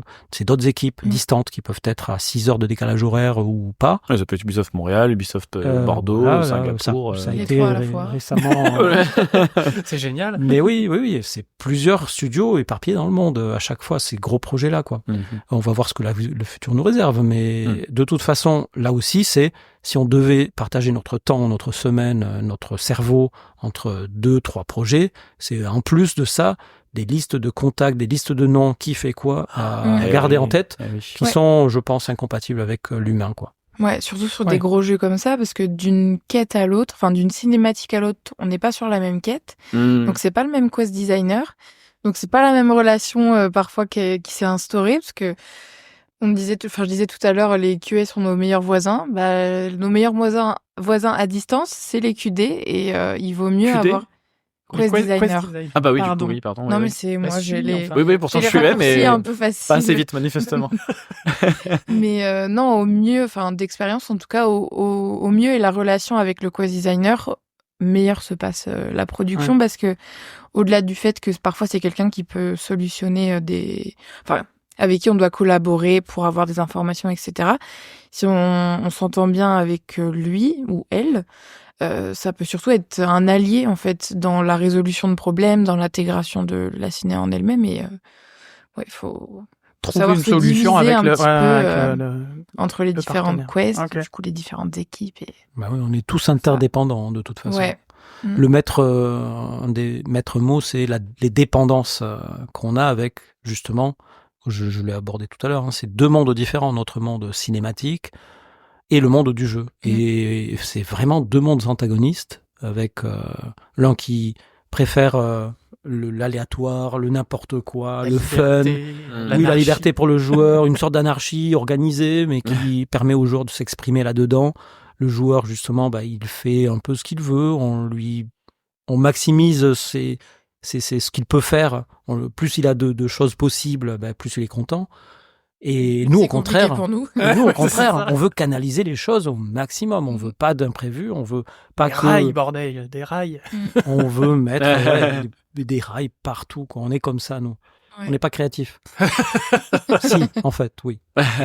On est créatif dans ses rails, voilà. Ouais, mais je pense au seamless qui est l'un des plus gros enjeux, un des plus gros comment on dit, challenge je trouve du cinématique designer, parce que finalement une cinématique seamless qui se déclenche en interagissant avec un personnage qui est dans un coin, par exemple, c'est pas du tout les mêmes challenges que quelqu'un qui est au milieu de la pièce. Au niveau des caméras, du placement des caméras, Exactement, etc., parce que en fonction de par où arrive le joueur, bah, ça peut être très simple à régler ou pas du tout. Dans un couloir, un croisement, c'est un ça, machin, exactement. voilà. Et parfois, du coup, les transitions, que ce soit dans la caméra, mais aussi l'animation du personnage joué, enfin du joueur, ces fameuses transitions peuvent être complètement cassées s'il arrive de dos, s'il arrive... Enfin, voilà. Je sais que ça a été de gros challenges. Dans Assassin's Creed, il peut arriver en grimpant, en Oui. rampant, en en haut, par en courant, bas, en flottant, sur un cheval. Enfin bon, si on ne fait pas attention, on a des moyens de limiter la casse, mais voilà, si on suivait la feuille de route du jeu type monde ouvert, les seamless, c'est pas possible, quoi. Ouais. Oui, puis t'es obligé un peu de jouer parce que si tu veux que ce soit propre tout le temps, tu pourrais dire, chaque fois, je m'en fous, il va se lever et il va le regarder droit dans les yeux. Mais c'est chiant, au bout de 5 heures de jeu, que le mec, tu te rends compte qu'il fait toujours la même chose. Donc t'es un peu obligé de jouer avec ces règles-là, mais en même temps, faut que ce soit propre, parce que sinon, si effectivement, il arrive en rampant et que d'un coup, il se met debout en une frame, qu'est-ce qui se passe, tu vois? Ouais. Et ça doit être assez compliqué de tanker toutes les situations. Mais oui, Brise le parce que- 4e mur et regarde la caméra et dit il y a une cinématique. je me permets. Mais oui, parce qu'il faut contenter l'envie de liberté du joueur, mais aussi les ambitions des réals, en fait. Parce que parfois, la réal veut un seamless, donc on fait tout pour avoir un seamless, mais un seamless veut parfois dire casser sa belle transition de caméra en début de cinématique. Et, Sans parler des règles de caméra aussi, les angles à respecter, oui. la ligne des Focale, 180 degrés. Ah les oui. machins, exactement, voilà. mais oui, tout ça, c'est... Les 15 degrés, les 180 degrés, bref. On papote, mais le temps passe. D'accord. Et qui dit fin d'émission dit Du coup, je sais plus. interview offset. Très bien. Oui, on a dit ça parce que Ardisson, ça faisait vieux con. Alors l'interview offset, c'est elle a pour thème la paire. Finalement, il y en a deux. Oui, parce qu'en plus, ça fait un lien avec Ardisson, parce que c'est lui qui avait trouvé le slogan la paire, il n'y en a pas deux. Eh ben oui, voilà. Ah oui, de la pub des fenêtres, là ? Figure-toi que oui. Je savais pas. Voilà. Ça, je savais pas non plus. Eh ben, on aura apprend appris tous les encore jours. des choses. Le petit point culture. Le petit point culture. Ceux qui ont écouté jusque-là sont ravis d'avoir appris ça maintenant. C'est lui qui a fait la jingle aussi, la musique. Il est fort. Alors, l'interview offset. Donc, la paire, finalement, il y en a deux. Oui, alors, parce que vous allez me dire, parce qu'on parle de films, on parle de jeux, justement. Quels sont les deux films que vous aimeriez revoir pour la première fois ? Oh. Ah Une autre C'est voyelle, un titre, peut-être ça Oui. Après grrr. Oh, Exactement. ça. Un film chacun ou deux films chacun? Comme vous voulez. J'ai mis Un deux film parce que chacun, comme ça ça, peut des fois on être, dit mais oui, mais j'en ai plusieurs. Que j'aimerais redécouvrir, quoi. Ouais. Ouais, mais C'est ça. comme Comme pour la si c'était première au fois. premier Mais jour. maintenant, Voilà, adulte, parce que des fois on revoit un film, on a plus la surprise, on a intéressant. plus. La sous-question intéressante. Avec ton cerveau actuel ou comme à l'époque, justement? Adulte, vieillissant, agonisant comme moi. Oh non. Imaginez encore jeune, frais. Non, avec ton Les cerveau de étoiles maintenant. dans les yeux. Ouais, c'est intéressant parce qu'en vrai. De toute façon, j'aurais du mal à me remettre dans mon moi d'avant. Donc, que j'aimerais redécouvrir. Écoute, j'ai revu du Terry Gilliam il y a pas longtemps et je me dis que Brazil, par exemple, et je m'émerveillerai toujours autant sur la folie de celui-là. Là, j'ai vu le Baron de Munchausen pour le montrer à une de mes filles. C'est une merveille, je trouve. Cet homme est positivement fou. Mais ça donne des vraies histoires et les questions qu'il pose sont, je trouve, très pertinentes en tout cas pour Munchausen, mais c'est vraiment présent dans tous ses films. Hein. De toute façon, le combat entre l'imaginaire contre la platitude du matérialisme, que ce soit la bureaucratie ou que ce soit les gens qui font la guerre, que ce soit toutes ces choses-là bien matériel, dur, bien, bref, égoïste souvent. Et lui, il se bat pour qu'on rêve un peu, pour qu'on imagine beaucoup, qu'on sorte de tout ça. Parnassus aussi, Et très très bien. toute sa filmographie est basée là-dessus. Donc, je cite celui-là. D'accord. À toi, Solène.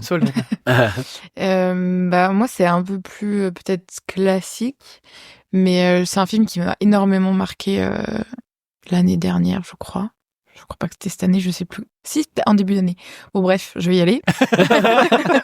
C'est Dune 2, parce que... Denis Villeneuve. Ouais. Mais je saurais pas. J'ai eu beaucoup de mal à expliquer pourquoi ce film m'avait autant marqué pendant un moment. J'ai dû aller le voir 3-4 fois quand même. Ça commence à faire. Ça fait Dune 6, du coup. Oui. 3 fois 2, 6. Oui, au moins, ouais. Voire 4. Mais non, il m'a parlé à plein d'aspects.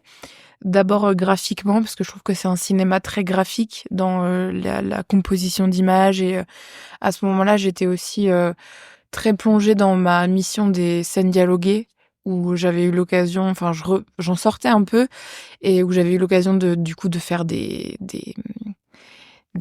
caméras, enfin jouer avec les caméras, avec le rythme, etc. Et je trouvais ça, enfin j'ai trouvé ce film très marquant pour ça.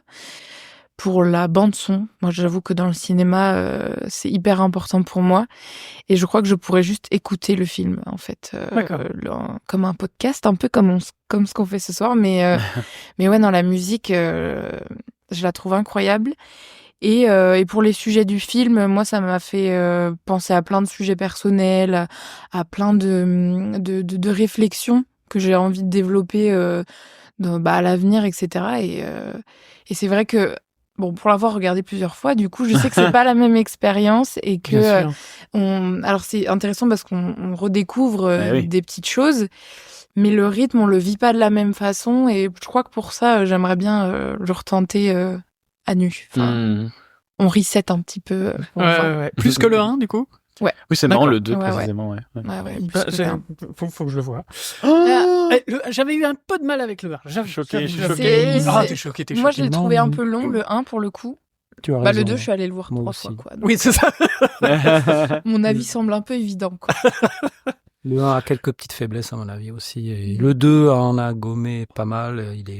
Il est mieux aussi. Plus je mature, trouve, quoi. Ouais, un côté... Moi, je l'ai trouvé plus puissant. Oui, Ok. plus épique. Ok. Autant le premier pose les bases, mais il y a quelques petits défauts, à mon avis. Autant le deuxième, il va dans le cœur du sujet, quoi. Ouais. Je peux en citer un deuxième. Ah ben oui, vas-y. Allez, Comme ça, Tu vois, j'ai aussi bien va fait d'en devoir en mettre citer deux. un Ouais, deuxième. alors je réfléchisse, alors. Non, mais je T'es pourrais pas en citer. T'es pas obligé. Je pourrais en citer 40, hein, c'est le problème. Mais je me disais là que un film, allez, parce que vraiment il y a eu un effet de surprise, je pense à Cloverfield, le premier Cloverfield. Pas la peine d'en dire plus, mais juste quand on va le voir sans savoir ce qu'il se passe, c'est, je trouve, un des plus beaux moments de cinéma surprenant que j'ai dans ma mémoire. Et celui-là, particulièrement par ses qualités on passe du coq à l'âne, sans transition, je me dis, ça vaut la peine de le redécouvrir et Sans s'y attendre, ouais. de se débrancher, se rebrancher pour avoir tout oublié, et puis le revoir et se reprendre la même baffe, quoi. Ça m'avait fait ça, moi, avec Blair Witch. J'étais allé le voir en pensant que c'était réel, enfin, en ayant un énorme doute sur le côté fan footage. Mais ils avaient tout fait pour maintenir ils avaient tout fait, et on était allé le voir ces avec ma doutes-là. frangine, Les et noms on des était acteurs sont scotchés. les noms des personnages. Scotché. Tout est fait dans la campagne de pub pour qu'il y ait pas eu de fuite et tout ça, et c'était très bien orchestré. Tout à fait. En parlant de Cloverfield, je pensais à Blair Witch. Je pense que Cloverfield est encore plus, parce que le début n'a vraiment strictement rien à voir avec. Puis même là, tu parlais de com et tout, quoi. c'était un film vendu comme un film catastrophe. C'est une période de film catastrophe, je trouve. Toute cette époque-là, autour de ce film-là. Et du coup, même si tu y vas avec juste l'affiche, tu dis, oh, je vais voir un Independence Day ou un truc comme ça. Un Michael Bay. Ouais, voilà. Puis Ouais. t'es tellement surpris que. Moi, le titre déjà ne dit rien et tout ça. Oui, Donc, c'est ça. par beaucoup d'aspects, je l'avais pas perçu comme un film catastrophe. Je sais pas trop comment j'avais fait, mais j'étais allé vraiment complètement dans la farine, Innocent. complètement aveugle, presque, ouais. Et ça a été d'autant mieux. Et quand je l'ai montré à mes filles, j'ai fait pareil. Je ne leur ai rien dit du T'as tout. rien dit? Ouais. Ça, c'est- Et elles ont été estomaquées, baillies, scotchées. Et ouais, pour elles, c'était mémorable. Et je me suis revu en train de le découvrir moi aussi au ciné. Là, c'était à la maison, hélas. Donc c'est moins bien. Après, il y en a beaucoup d'autres que j'aimerais revoir, des très vieux. Je pense à La Nuit du Chasseur, qui est une merveille Mitchum. magnifique. Je l'ai quelque étudié chose en master de scénariste. Ah bah oui. Et C'est normal. et ça aussi, je trouve que ça, c'est un film qui est marquant à tellement de niveaux et tellement beau et qui mélange tellement de genres, et j'adore le cinéma de genre en général, que ça aussi, c'est quelque chose que je peux, je pense, redécouvrir et chaque fois m'émerveiller, quoi. Claudine, un deuxième? Je crois. Ah, allez. Mais c'est un film que j'ai énormément regardé petite fille, enfin pré-ado, on va dire, alors qu'il traite de sujets pas du tout de pré-ado.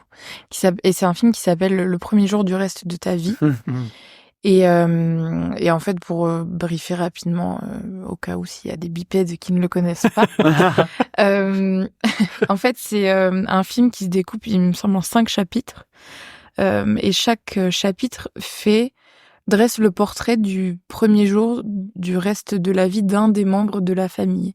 Et en fait, on apprend à découvrir cette famille au travers de jours marquants qui ont bouleversé un peu leur vie et qui, au fur et à mesure du film, parle, je trouve, un peu du sujet qu'est la famille et de comment chacun a son individualité au sein d'un groupe, on va dire. Mais C'est un groupe. ouais. Et je sais pas pourquoi il m'a autant marqué petite, parce que lui, pour le coup, c'est pas 3 fois que je l'ai regardé, c'est au moins 10, je pense. Et j'avoue que j'aimerais bien le voir avec mes yeux d'adulte, mais pour la première fois. Voilà, voir comment ça résonne en moi et si j'arrive peut-être à être un peu plus en phase avec les sujets aujourd'hui, quoi. Voilà. Waouh. Très intéressant. Stylé. Je suis intrigué. Et alors, quels sont les 2 films que vous n'auriez pas dû voir la première fois? Mais la deuxième, oui. De quoi? La deuxième, oui. La deuxième fois, oui, potentiellement, mais... Ah, oui, ce serait drôle, ça. Un film où t'as changé d'avis. Ah ouais, Non, qu'on quels sont regrette. les 2 navets, films quoi, que ouais. vous regrettez totalement D'avoir d'avoir perdu vu. du temps devant. Voilà, c'est ça. Moi, je pense pas que j'en ai. Je dis souvent, c'est pour la culture G que je le fais.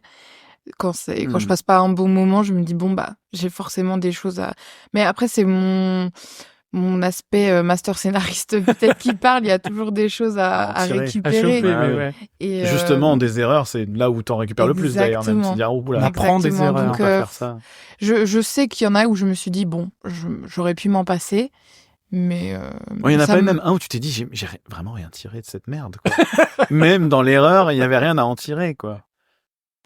j'ai l'impression que oui, mais je suis pas sûre que Il le revient nom pas. vienne. Ouais, bah ouais, il viendra là. Non, mais... Je vais t'aider. Olivier.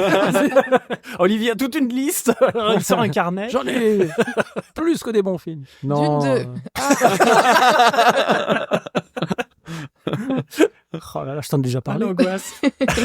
Non. Oui, je pense à quelques-uns et je suis d'accord avec Solène. On peut trouver du bon dans tous les produits cinématographiques, que ce soit du produit calibré ou du film d'auteur pur. Il y a de l'ennuyeux, du pénible partout, tout le temps. Il y a du raté réussi, il y a du prétentieux complètement raté. Donc, moi, j'ai quand même, je pense, quelques cas où je me dis non, là, c'est trop, Qu'est-ce que j'ai foutu? c'est pas juste que ces gens-là, on leur ait donné un budget, qu'il y ait tellement de gâchis de ressources en quelque sorte, à une époque où on sait que les ressources elles sont limitées, la planète, tout ça. Non. Donc Ouais, j'ai quelques, suspense, Olivier. je pense à un film comme Taxi, voilà, par exemple, qui est Ah ouais. une énorme réussite française, mais que moi je trouve un film qui aurait eu sa place dans les années peut-être 50, 40, quelque chose comme ça, au niveau de l'humour, au niveau de... Voilà, donc pour moi, non, c'est juste ça, c'était à éviter, il fallait pas le faire. Et malheureusement, il y a eu des suites, Il y en a donc eu, ça. j'ai pas été... Dommage. Ils ont... Je pense à un autre, et là c'est encore plus pénible, mais ça s'appelle Six Pack, c'est une production Canal+, de quelqu'un de assez respecté, j'ai oublié son nom, mais c'est celui qui a fait La Cité de la Peur, avec Alain Chabat Alain Berberian. Berberian. Alain Berberian. Et le pauvre, il s'est compromis dans un truc complètement, vraiment bancal, en fait. L'écriture est bancale, tout est bancal là-dedans. On y a presque du plaisir, mais je me dis, à la limite du nanar, et franchement, nanar, quoi. Un nanar, tu peux trouver du plaisir. Mais ouais, à la limite, il est pas nanar. Voilà, c'est ça. Mais là, quelque part, il y a tellement la prétention de pas avoir fait justement un nanar, de s'être pris au sérieux, d'avoir fait son Seven, en quelque sorte, quoi, le Fincher. Et ça tombe, je trouve, moi en tout cas personnellement, je m'engage là-dessus, ça tombe à plat presque tout le temps. Mais il avait pas pris le bon numéro, hein, c'était ouais, il avait le Seven, il est passé à 6. C'était 0,2, ils auraient dû appeler ça comme ça, six pack. Oui, en plus, vaut même pas parler du pourquoi le titre, quoi. Ça vaut pas la peine. Mais ça donne envie de le voir. Mais si tu apprécies ces expériences de mort imminente. Qu'est-ce que je regarde en ce moment? Celui-là est pas mal, je pense. D'accord. Solène, d'un coup, oui, j'ai une illumination. C'est ça. Mais non, mais j'ai pensé à ma plus grosse, ma dernière très grosse déception, bien qu'elle soit pas si récente que ça. C'était le film Priscilla, le biopic sur Priscilla.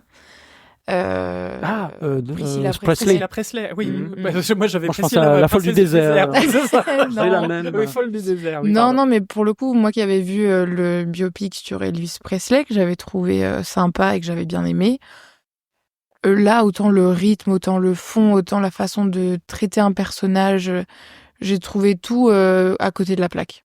Voilà. D'accord. Voilà, je saurais pas. Mais en fait, ça m'a tellement frustrée de me dire, genre, j'avais l'impression qu'on touchait même pas du doigt le sujet. C'était juste, et d'autant plus quand j'ai appris que c'est elle qui avait financé le projet. Je pense qu'elle a raconté ce qu'elle avait envie de dire sur elle. Mais j'ai trouvé ça tellement dommage. C'était l'occasion de parler d'une femme qui a fait. Qui était dans l'ombre d'un grand personnage, etc. Et on aurait pu dire tellement plus sur son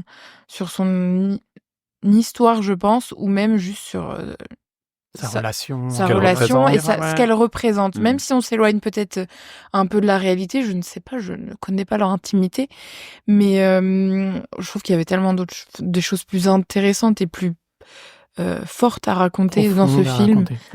Voilà, j'ai trouvé que c'était un acte manqué. Très bien. Est-ce qu'on fait... J'en ai encore deux. Vas-y. Deux questions. Je l'ai fini. Oui, allez, sûr. c'est Pourquoi pas. Et les 2 jeux vidéo que vous aimeriez refaire pour la première fois? Je sens que je vais vous décevoir. Vas-y, pourquoi pas. Parce que pourquoi je suis pas du tout une grande joueuse. Ah, mais c'est intéressant. Mais c'est pas grave. Voilà. Mais du coup, refaire pour la première fois, c'est ça la question? Ouais. Ça me dérange pas. Je l'ai refait même. Redécouvrir. Ah oui, redécouvrir pour la première fois. Avec des yeux neufs. Moi, j'ai mes 2 grands classiques qui sont les Sims et Animal Crossing, donc oui. C'est très bien. Voilà. Je saurais pas dire. Ah si, Spyro. Le premier Spyro the Dragon. Ouais, c'est un jeu que je jouais en vacances quand j'étais petite. J'adorais beaucoup. Une Madeleine. Et ouais. Spyro peut-être. C'est marrant, moi j'ai adoré le faire quand j'étais petit, je n'arrive plus, j'ai repris la trilogie, la cantine refaite, je n'y arrive plus, le gameplay pour moi a trop vieilli. Et j'ai effectivement, jamais refait depuis. Tu vois, donc, on est typiquement dans un jeu que j'aimerais bien redécouvrir à l'époque, dans le même état d'esprit et tout, parce qu'aujourd'hui j'ai du mal à le reprendre. Il faut être... faut prendre ça avec des pincettes. Olivier, quelqu'un parlait on en parlait justement là, on parlait de remake de Tomb Raider où d'une pression sur un bouton, tu peux basculer entre l'ancien Tomb Raider, c'est-à-dire les polygones, il y a 10 polygones à l'écran et les animations de l'époque et tout ça, et le nouveau, le remake. Donc c'est une très bonne idée, mais ils ont quand même heureusement gommé beaucoup de défauts aussi de l'original en faisant le remake. Et les contrôles, je pense, sont quand même mieux et il n'y a pas les mêmes bugs de collision et plein de choses comme ça. Donc, ça change même de gameplay. Effectivement, il faut penser à améliorer. Faut pas être complètement proche de l'original parce que c'est vrai qu'il y a des côtés qui vieillissent très très mal dans les vieux jeux. Et puis il y a une vision fantasmée aussi de l'époque. Et en fait, quand tu remets les mains dessus, toi, t'avais une idée du truc. Tu dis, ah ouais, mais c'était comme ça. Puis tu remets les mains dessus, tu fais, ah mais en fait, c'était pas si fou, quoi. Ouais. C'est ça. Mais Mario 64, il a beau être truffé de qualité. la caméra, elle est quand même... Ah bah oui. elle est C'est les débuts de la caméra 3D. Bon, forcément, on était quand même comme des fous en découvrant ça. Ils ont posé des bases déjà qui étaient fantastiques. Ouais. Respect. Comme quelqu'un qui découvre Star Wars aujourd'hui, tu vois, Mais je bon. comprends qu'ils disent les FX, merci quoi. On les voit tes boîtes d'œufs peintes dans le ciel là. Oui, on les voit. On oui, peut y effectivement, trouver du en charme. 4K, bon. On Alors, appelle du ça coup, du charme. Voilà, c'est ça. Comme dans le Nostalgie. couple, tu vois, où finalement Pardon, on se dit, du coup, oui. tu as du charme, mon Et alors, du chéri, coup, Olivier mon chéri. Pour pas dire, t'as vieilli. T'es pas si beau que ça. T'es mais pas, bon, t'es allez, plus t'es comme sympa. t'étais Voilà. avant. Bon, t'as des Donc, défauts, ça te donne du charme. Les 2 jeux que tu aimerais Moi, bien alors je dirais redécouvrir. Civilisation. Le premier Oh, oui. Civilisation, Ouais. Civilization, Sid donc, Meier. de Sid Meier, ouais, un dieu. Et celui-là, donc c'est un jeu qui m'a, voilà, One Man Turn, comme disent les aficionados. C'est une révélation, ce fut une révélation et ça reste un de mes jeux de référence. C'est à la limite du jeu, hein. C'est tellement entre simulation, stratégie et d'autres choses, mais bon. Il y avait des boucles de jeu quand même là-dedans, de gameplay il avait trouvé comment rendre jouable l'humanité, quoi. C'était dingue. La phrase est belle. Ouais, c'est clair. Ben, merci. Je peux tout faire breveter. Je veux un t-shirt. Et l'autre, je pense à Portal. Oh, oui, Il y a Half-Life, Ah là, oui. bien sûr. Portal, mais surtout, je sais pas, Banger. Portal qui est tellement énorme, Ouais. tellement simple et C'est tellement ça. énorme que bon, je me dis celui-là aussi, l'humour qui est là-dedans, l'écriture, c'est pas qu'un jeu de Ah oui. réflexion d'énigmes et un peu d'action, c'est aussi une réussite dans tous les domaines, quoi. Avec GLaDOS et tout. Visuel, ouais, les sons aussi, comme dit Solène, le son a beaucoup d'importance et là, tout est maîtrisé et tout me plaisait, tout me parlait, quoi. Donc le redécouvrir, ça aussi, ce serait, je pense, un enchantement. Un enchantement. On retourne dans un jeu, moi sans spoiler le film dont tu as parlé tout à l'heure, mais c'est pareil, c'est un truc où, en fait, quand tu sais pas trop dans quoi tu vas, tu te fais embarquer dans un truc qui prend en plus une espèce de virage narratif à un moment donné et tout, c'est un peu le même genre de feeling là, sensation, ouais. qu'effectivement, quand tu découvres la première fois, c'est vraiment pas la même chose que les autres fois, quoi. Ouais. Et les 2 jeux auxquels vous n'auriez pas dû faire la première fois. Alors, je sais qu'il y a un Zelda là-dedans. Je me fais Ils sont les Mais auditeurs. bon, mais je Zelda. sais, mais Je suis les auditeurs, moi je Mais- suis d'accord avec Calmez-vous, toi. les Ça, c'est de la auditeurs, merde. calmez-vous. c'est très Les technique pipettes. comme Jetez comme ces avis, torches. parce que je suis restée bloquée un nombre. Je suis bloquée, je n'ai toujours pas débloqué. T'as jamais été débloqué. Non, il y a un moment donné, je n'ai jamais compris où est-ce qu'il fallait que j'aille. Dans lequel? T'as pas le nom, c'est ça? Ah mince. Quelle Je console crois que Ouais, c'est console, ouais. avec le petit bateau là. Minish Cap. Non, Wind Ah, Wind Waker. Wind Waker. Wind Je Waker. crois que Wind c'est Waker. celui-là. Sur Wii du coup. Non, c'était Ou sur sur Cube. DS. Ah, DS, donc c'est Minish Cap. Ah, Je crois que c'est Minish Cap, celui en bateau, ouais. Oh, quel Wikipédia.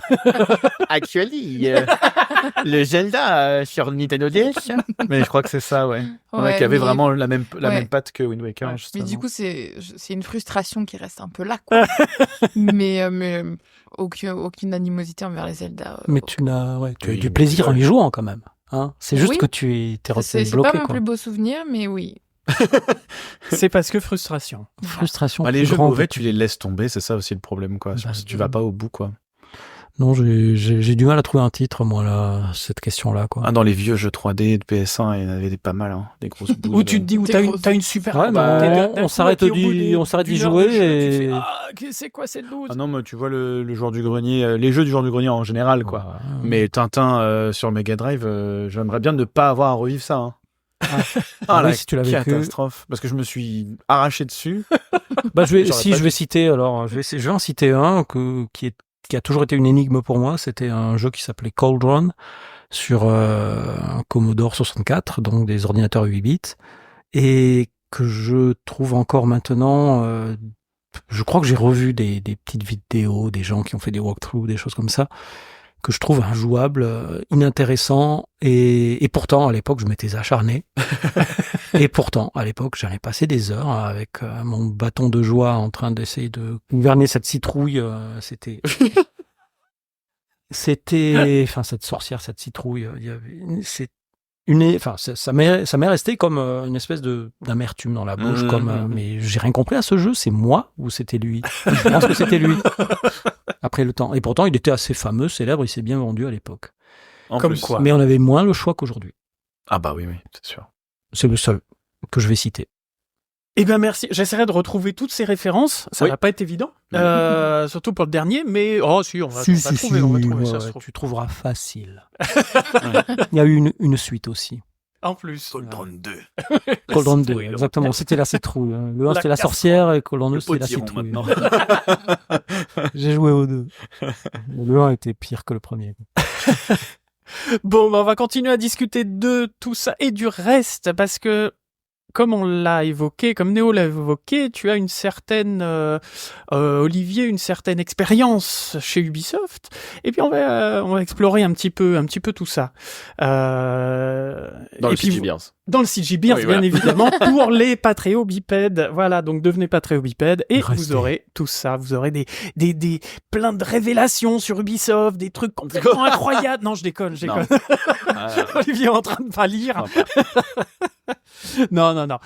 Merci beaucoup, Solène et Olivier, pour nous avoir expliqué qu'est-ce que c'était que le scene design et nous avoir donné envie. Merci beaucoup, c'était trop de cool. devenir scene designer. Ouais. Merci mon petit Néo. Merci mon doc. On se retrouve tout de suite dans le CG Beers pour les Patreons. Et puis à la prochaine. À la prochaine. Gros bisous, ciao, bye bye.